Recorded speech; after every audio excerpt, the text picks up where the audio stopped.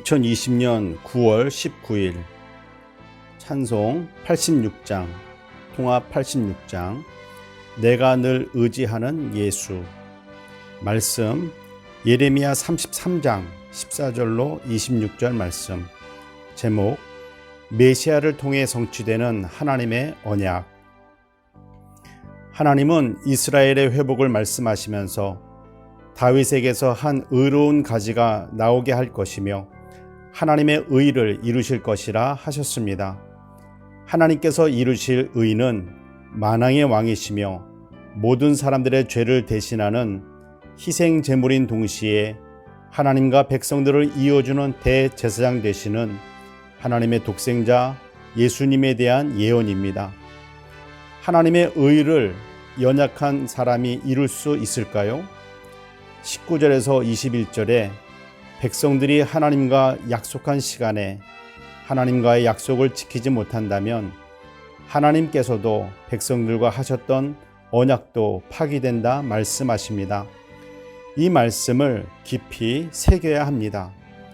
하나님의 축복의 말씀, 약속의 말씀을 붙잡고 기도한다는 것은 맹목적으로 무조건 믿고 기도한다는 뜻이 아닙니다.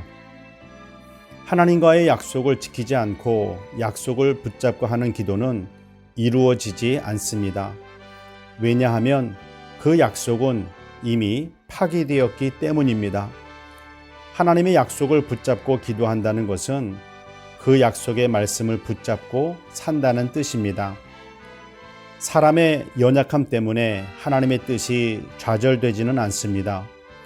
하나님은 반드시 하나님의 뜻, 계획을 이루어 가십니다. 하나님은 하나님의 뜻을 이루어 가시지만 만약 백성들이 불순종하게 된다면 하나님께서 이루어가는 일에서 제외될 수도 있음을 기억해야 합니다. 하나님이 우리가 필요할까요? 아니면 우리가 하나님이 필요할까요? 이 단순한 깨달음도 모르기 때문에 방황하는 사람들이 참으로 많습니다.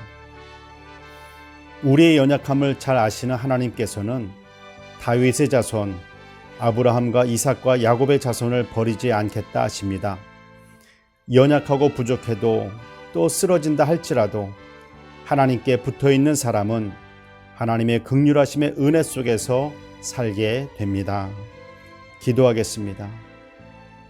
사랑의 하나님, 어제 다짐하고 오늘 또 넘어집니다. 은혜에 감사하면서도 주를 위해 봉사하는 작은 섬김을 자랑하는 어리석은 모습으로 서 있습니다. 하나님의 의를 이루기보다 오히려 더 멀어집니다. 어찌해야 할까요? 우리가 하나님의 의를 이룰 수 없기에 독생자 예수님을 보내주셨음을, 예수님 때문에 우리가 하나님의 의로 살아날 수 있음을 깨닫고 오늘도 예수님 꼭 붙잡고 살기로 결단합니다. 예수님의 이름으로 기도드립니다. 아멘.